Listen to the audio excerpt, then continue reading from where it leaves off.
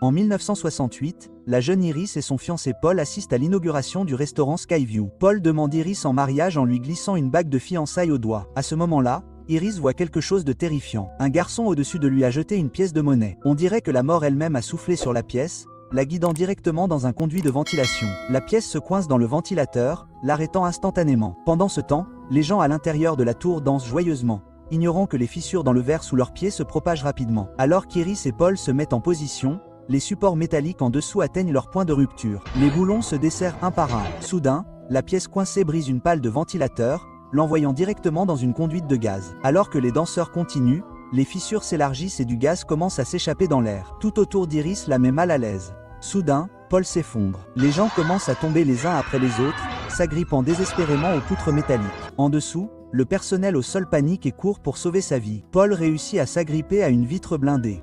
Iris cria à l'aide, mais personne ne vint. Elle tendit désespérément les bras vers Paul, mais il glissa et tomba quand même. Le chaos éclata tandis que des personnes terrifiées tentaient de s'échapper. Une femme engloutie par les flammes courut vers la fuite de gaz, provoquant instantanément une énorme explosion. Ceux qui ne purent pas courir assez vite ne survécurent pas. Iris échappa de justesse aux flammes. Le personnel cria à tous ceux qui étaient restés d'évacuer immédiatement. Le garçon qui avait lancé la pièce sprinta en tête, ouvrant la voie. La foule paniquée se précipita vers la sortie de secours, mais la mort avait également prévu cela. La passerelle s'effondra, tuant tous ceux qui y pénétraient. Miraculeusement, le garçon s'en sortit indemne. Les survivants restants se précipitèrent vers l'ascenseur, se poussant violemment les uns les autres pour tenter de survivre. Un vieil homme poussa Iris sur le côté, mais resta coincé à mi-chemin entre les portes surpeuplées de l'ascenseur. L'ascenseur surchargé tomba en panne, écrasant horriblement le vieil homme. Iris lutta pour trouver une autre issue de secours, mais le stress affecta sa grossesse. Elle remarqua soudain des objets glisser latéralement et le plafond commença à se fissurer de façon inquiétante. Pressentant le désastre, elle grimpa rapidement. D'autres n'eurent pas cette chance. Le sol se fendit en deux, créant une pente raide. Les gens glissèrent de manière incontrôlable vers le bas,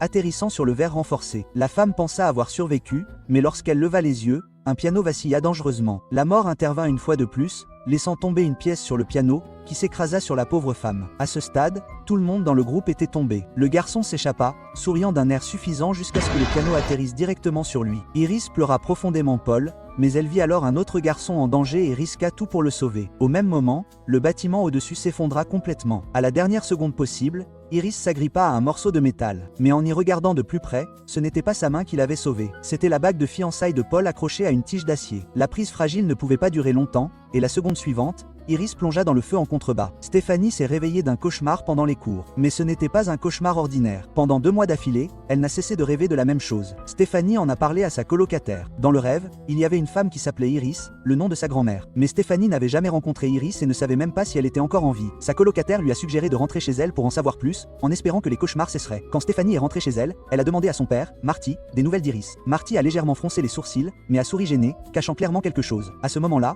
le petit frère de Stéphane, Charlie, a dit qu'il allait rendre visite à leur cousin. Stéphanie a décidé de les accompagner. Avant de partir, Marty leur a conseillé de ne pas parler d'Iris à leurs proches. Cela n'a fait que rendre Stéphanie plus méfiante. Qu'est-il vraiment arrivé à Iris? Si la femme du rêve était Iris et que quelque chose de grave s'était produit, alors d'où venait sa mère? Une fois que Stéphanie et Charlie sont arrivés chez leur cousin, elle s'est directement adressée à son oncle Howard. Elle voulait lui poser des questions sur sa mère, Darlene. Howard fut stupéfait et changea rapidement de sujet. Mais lorsque Stéphanie évoqua l'endroit de ses rêves, le restaurant Skyview, Howard et sa femme Brenda furent visiblement choqués. Stéphanie les pressa d'obtenir des réponses. Ses cousins les rejoignirent, désireux d'en savoir plus. Finalement, ils révélèrent qu'Iris n'était pas morte. Elle avait fait une dépression nerveuse. Mais pour Howard et Brenda, Iris était comme morte. Stéphanie voulut parler à Iris elle-même, espérant que cela mettrait fin à ses cauchemars. Frustrée, Howard expliqua qu'après la mort de leur père, Iris avait perdu le contrôle. Elle les empêchait d'aller à l'école, les enfermait à l'intérieur et vivait dans la peur constante que ses enfants ne meurent d'une manière ou d'une autre. Finalement, la police intervint et emmena Iris. Plus tard, Iris continua à surveiller de manière obsessionnelle les progrès de leur famille d'accueil. Une fois qu'Howard et Brenda eurent leurs propres enfants, Eric, Julia et Bobby, Iris commença à leur envoyer des lettres effrayantes. Ces lettres étaient remplies d'avertissements et de photos horribles de cadavres. Ils finirent par déménager, coupant tout contact avec Iris. Stéphanie demanda à voir ces lettres, mais Howard et Brenda refusèrent. Après de nombreuses supplications, Brenda lui révéla secrètement où étaient cachées les lettres. Stéphanie trouva les lettres, et ce qu'elle vit la choqua. La femme sur les photos correspondait exactement à son rêve. Cela signifiait que les rêves étaient probablement réels. Déterminée à trouver des réponses, Stéphanie partit seule à la recherche d'Iris. En suivant l'adresse, elle se retrouva dans une cachette isolée dans les montagnes. Par l'interphone de la porte, elle parla à Iris, qui l'exhorta à partir immédiatement. Mais après que Stéphanie eut expliqué qu'elle était la petite fille d'Iris, cette dernière insista pour qu'elle vide ses poches avant d'entrer. Lorsque la lourde porte s'ouvrit, Stéphanie entra prudemment à l'intérieur. La maison était remplie d'obstacles étranges. Même le toit était couvert de pointes. Iris déclara que tout cela était une protection contre les menaces invisibles. Alors que Stéphanie avançait lentement, elle lui ordonna nerveusement de fermer rapidement la porte. Soudain, un extincteur tomba à l'extérieur. Elle avertit Stéphanie de ne rien toucher. Tout pouvait être un piège mortel. Voyant enfin sa petite fille, Iris sourit chaleureusement. Elle s'enquit de la mère de Stéphane, Darlene. Stéphanie expliqua qu'elle était séparée de sa mère depuis l'âge de 10 ans et qu'elle ne savait pas comment allait Darlene maintenant. Stéphanie commença à poser des questions sur le cauchemar. Iris lui dit que ce n'était pas qu'un rêve. Elle avait déjà vu l'avenir. Elle avait vu une catastrophe arriver. À l'époque, elle était avec Paul sur le toit le plus élevé. Le chapeau d'une femme s'envola et un garçon essaya de lancer une pièce de monnaie, mais la sécurité l'en empêcha. Pourtant, le garçon insista pour la lancer. Paul était sur le point de la demander en mariage. Iris avertit immédiatement Paul que le bâtiment allait s'effondrer. Tout le monde allait mourir. Paul avait l'air confus. Puis, Iris se précipita pour attraper la pièce de monnaie des mains du garçon. Elle prit l'objet clé qui déclencherait l'effet papillon. Elle descendit précipitamment, attrapa la marmite qui était en feu et trouva des gens en train de danser à l'intérieur. Elle attrapa rapidement le micro et dit à tout le monde de regarder le sol. Certains tentèrent de l'arrêter, mais d'autres remarquèrent les fissures sous leurs pieds. Cette nuit-là, elle sauva de nombreuses vies. Le bâtiment ne s'effondra pas. Plus tard, le restaurant ferma. Iris avait empêché le désastre, mais la mort n'aimait pas que son plan soit ruiné. Des années plus tard, il revint et tua tous ceux qui étaient là cette nuit-là, y compris son mari, Paul. Iris apprit à voir la mort arriver. Elle avait passé des années à empêcher les catastrophes. Maintenant, la mort l'avait enfin rattrapée. Elle avait un cancer. En parlant à Stéphanie, Iris baissa sa garde. La mort arriva silencieusement. Une loupe reflétait la lumière du soleil sur un plateau en métal. Le rayon rebondit sur une corde. Il se mit à fumer. Iris pensa que les rêves de Stéphanie étaient un signe car elle avait peut-être hérité de son don. Iris sentit que quelque chose n'allait pas. Elle tourna la tête et repéra le tour de la mort. Elle repoussa rapidement la loupe.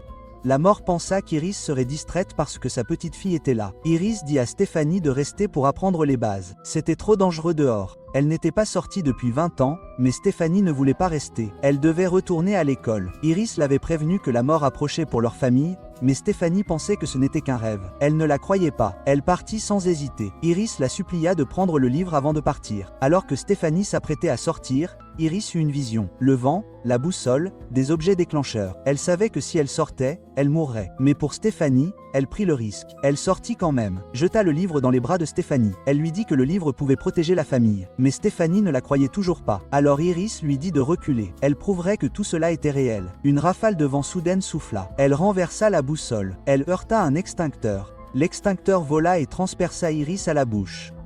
Stéphanie crut enfin qu'elle était partie. Ses proches assistèrent aux funérailles. Stéphanie raconta à son père et à son oncle qu'Iris avait dit que la mort approchait, mais ils ne la crurent pas. À ce moment-là, la mère de Stéphanie, Darlene, est arrivée, toujours en colère contre sa mère. Stéphanie est partie. De retour à la maison, elle a commencé à lire le livre qu'Iris lui avait offert. Pendant ce temps, le reste de la famille était chez Howard en train de faire un barbecue, de manger et de rire, complètement inconsciente. La mort était arrivée. Bobby a accidentellement cassé un verre, mais il n'a pas remarqué que l'éclat s'était mélangé au glaçon. Eric a placé son verre à côté d'un réservoir d'essence. De toute évidence, ils allaient devenir les nouveaux outils de la mort. Une fois que tout le monde s'est réuni pour manger et boire, ils ont utilisé sans le savoir la glace avec l'éclat de verre. Howard a porté un toast. Il a dit que la mort d'Iris leur rappelait de profiter de la vie dans l'instant présent. Puis tout le monde a trinqué et a bu une gorgée. Soudain, Julia a commencé à suffoquer. Elle a senti quelque chose se coincer dans sa gorge et n'arrivait plus à respirer. Tout le monde s'est précipité vers elle, mais il s'est avéré qu'elle avait simplement mal avalé. Elle allait bien. À l'intérieur, Stéphanie lisait le livre d'Iris. Elle a vu un chapitre sur l'incident de la pièce de monnaie et un barbecue. Pendant ce temps, Eric était dehors en train d'allumer le barbecue. Bobby appela Charlie pour qu'il saute sur le trampoline, mais ils ne virent pas le râteau pointu caché en dessous. Le livre glissa des mains de Stéphane. Elle ressentit un terrible sentiment de danger. Alors que le grill s'allumait, un cadre photo tomba et se brisa. Un éclat de verre rebondit sur le sol, dont la boisson contenait le morceau de verre mortel. Howard but une gorgée de sa boisson, mais rien ne se passa. Puis la caméra zooma sur le verre de Darlene. Était-ce le sien? Stéphanie, sentant que quelque chose n'allait pas, se dirigea vers la maison d'Howard tout en appelant son frère Charlie. Malheureusement, il ne décrocha pas. Les coutures du trampoline étaient lâches et étaient sur le point de se briser. Sur son chemin, Stéphanie vit un panneau d'avertissement. Danger à venir. C'était comme si la mort elle-même essayait de l'arrêter. Puis l'éclat de verre apparut dans la boisson de son père Marty, mais il ne but qu'une petite gorgée et la reposa. Howard s'approcha pour sauter sur le trampoline. La surface semblait pouvoir céder à tout moment. Heureusement, Darlene repéra le râteau caché. Elle cria et se précipita pour le sortir et le remettre dans le hangar, mais à ce moment-là, Brenda renversa accidentellement une bouteille. Elle heurta l'interrupteur d'une machine à proximité. Les tuyaux en dessous commencèrent à se tordre et à trembler. Le même râteau que tout à l'heure se mit à glisser. Quand Stéphanie arriva,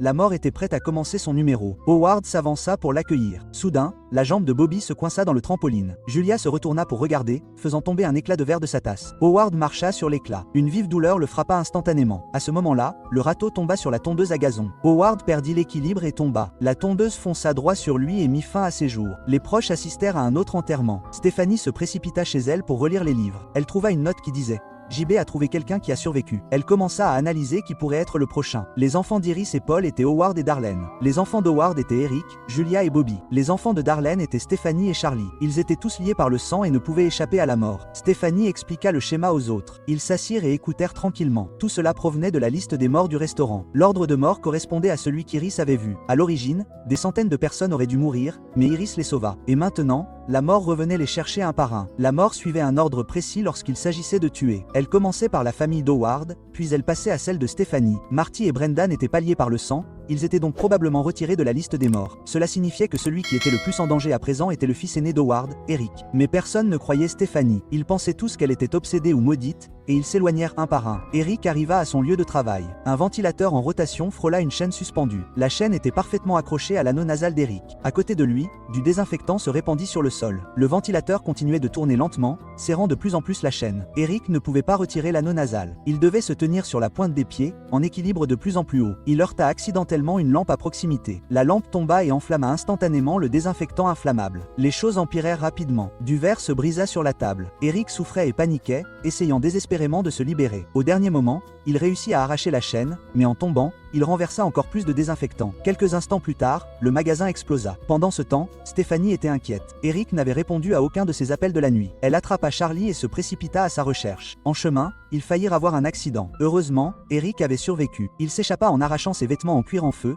mais ce qui se passa ensuite renforça encore plus la conviction de Stéphanie que la mort les traquait. Cependant, Eric n'en croyait toujours pas un mot. Stéphanie décida donc de rester à ses côtés pour le protéger. Elle commença à suivre les notes d'Iris, essayant d'éviter toute réaction en chaîne possible. Par exemple, un élagueur tomba soudainement d'une branche à proximité, manquant de peu de heurter le ballon de foot d'un garçon, qui aurait pu atteindre la tête d'Eric. À ce moment-là, ils tombèrent sur Julia, qui faisait son jogging. Un camion poubelle passa à côté. Stéphanie avertit immédiatement Eric de rester à l'écart, mais Eric, imprudent, commença à faire l'idiot près du camion en faisant des grimaces. Julia les ignora, mit ses écouteurs et continua de courir. Personne ne s'attendait à ce qui allait se passer ensuite. Julia fut accidentellement projetée dans le camion poubelle. Ils coururent après lui, sous le choc, mais le conducteur avait des écouteurs et n'entendit rien. Stéphanie sauta dans le camion, tendit la main vers Julia et réussit à lui attraper la main, mais il était encore trop tard. Julia fut écrasée par le compacteur. C'est à ce moment-là que le reste de la famille comprit enfin que la mort les attendait vraiment. Puis Brenda révéla une vérité choquante. Eric n'était pas le fils biologique d'Howard. Il était le fruit de sa liaison. C'est peut-être la raison pour laquelle Eric a survécu, ce qui signifie que le prochain en danger était le fils cadet d'Howard, Bobby. Stéphanie se souvint d'un nom dans les notes, William. Et Darlene le connaissait par hasard. Ils se précipitèrent à l'hôpital pour le retrouver. Il s'avéra que William était le même garçon qu'Iris avait sauvé cette nuit-là, il y a longtemps. William expliqua qu'il n'y avait que deux façons de vaincre la mort. Soit tuer quelqu'un pour prendre sa place, soit mourir et revenir. Il leur dit qu'il était lui aussi malade comme Iris. Son temps était presque écoulé. Il les avertit qu'ils finiraient tous par mourir dans l'ordre exact indiqué. Cela semblait terrifiant, mais la vérité était encore pire. William les avertit. N'interférez pas trop avec le dessein de la mort, car s'il échoue, les choses pourraient devenir encore plus tragiques. Il leur conseilla de chérir le temps qu'il leur restait. Puis il s'éloigna tranquillement. Eric pensa que s'il y avait un moyen de sauver Bobby, alors mourir et revenir à la vie serait le plus simple. Il suggéra à Bobby de manger des encas aux cacahuètes, espérant déclencher une grave réaction allergique afin que les médecins puissent le ramener du bord de la mort. Ils achetèrent un sac de cacahuètes au distributeur automatique, mais les cacahuètes restèrent coincées à l'intérieur. Frustré, Eric brisa la vitre pour les faire sortir. Ils soulevèrent même toute la machine. Après une certaine lutte, ils finirent par récupérer les cacahuètes. Puis ils entrèrent dans la pièce voisine, mais activèrent accidentellement l'IRM. Une puissante force magnétique commença à attirer tout le métal. Les piercings d'Eric furent arrachés vers la machine. Même un fauteuil roulant derrière lui fut projeté vers l'avant. Eric fut écrasé de force contre la machine d'IRM. Bobby, qui venait de manger les cacahuètes, ne put s'empêcher de tenter d'attraper les pipons qu'Eric tenait dans la main. À ce moment-là, un médecin remarqua le vacarme et ouvrit la porte. Puis vint le moment horrible. Un ressort lâche du distributeur traversa la pièce et transperça la tête de Bobby. Stéphanie, Darlene et Charlie se serrèrent fermement. Ils réalisèrent qu'ils ne pouvaient plus lutter contre la mort, alors ils décidèrent de suivre le chemin d'Iris et de tout risquer. Tous les trois s'enfoncèrent dans les montagnes jusqu'à la vieille cabane d'Iris. Ils ne remarquèrent pas qu'une pièce était tombée du carnet. Une vieille femme la ramassa par terre. La cabane dans les montagnes était effrayante, comme si la mort les attendait déjà. Stéphanie appuya sur l'accélérateur et pénétra directement dans la cabane. À mi-chemin, la voiture s'écrasa et la boucle de sa ceinture de sécurité la coinça sur place. La cible de la mort était désormais Darlene. Tant qu'elle parvenait à entrer en toute sécurité dans la cabane, tout le monde pouvait être en sécurité. Mais personne ne vit les étincelles provenant d'un câble de toit court-circuité. Au moment où Darlene atteignit la porte de la cabane, une énorme explosion fit exploser la voiture. Le corps de Stéphane plongea dans un étang voisin. Charlie fut coincé par des planches de bois. Blessé et se débattant, Darlene rampa jusqu'à Charlie et le libéra. Elle lui dit de sauver Stéphanie rapidement. Juste après avoir dit cela, un lampadaire tomba d'en haut et la tua sur le cou. Charlie se précipita pour sortir Stéphanie. Elle était inconsciente. Heureusement, il la ranima juste à temps. Les deux se sont serrés dans les bras et ont ri. C'était sans doute ce que William voulait dire par « mourir et revenir ». Mais lorsqu'elle a appris que Darlene était morte, Stéphanie n'a pas pu retenir ses larmes. Il ne restait plus qu'elle et Charlie de la lignée d'Iris. Une semaine plus tard, Charlie et Stéphanie se sont rendus chez sa petite amie. Alors qu'elle raccommodait les vêtements de Charlie, Stéphanie s'est piqué le doigt avec une épine de rose. Soudain, elle s'est souvenue de son cauchemar. Dans ce rêve, Iris s'était également piqué le doigt. Une vieille femme laissa tomber une pièce. Elle a dévalé les marches et s'est coincée entre les rails du train. Un train fonçait vers elle. Le père de la petite amie de Charlie était médecin. Lorsqu'il a appris comment Charlie avait sauvé Stéphanie, il a expliqué que Stéphanie n'était pas techniquement morte. Si vous êtes inconscient et que quelqu'un vous fait respirer, mais que votre cœur ne s'est pas arrêté, alors vous n'êtes pas vraiment mort, a-t-il dit avec désinvolture. Mais pour Stéphanie et Charlie, cela ne semblait pas bon signe. Stéphanie a vu une voiture rouge, comme dans son rêve. La petite amie de Charlie portait même les mêmes vêtements qu'Iris. Son mauvais pressentiment s'est intensifié. Puis le train a déraillé. Un accident s'est produit. Le train fonçait droit sur eux. Stéphanie a trébuché et est tombée. Charlie l'a attrapée et l'a tirée vers le haut. On aurait dit qu'il s'était échappé, mais ce n'était pas le cas.